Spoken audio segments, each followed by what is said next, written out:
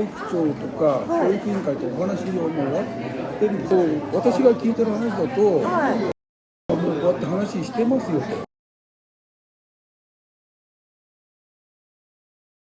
俺は見てないよ。再調査は、総務の方でなんかやってるんでしょうか。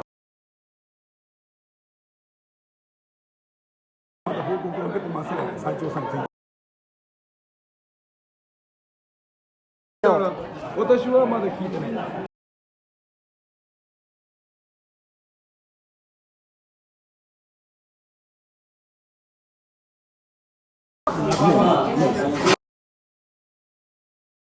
けではなくて、教育長からちゃんと責任者から私はちゃんと教育長から受けますよ。それどうなってるのか私明日聞いてみます。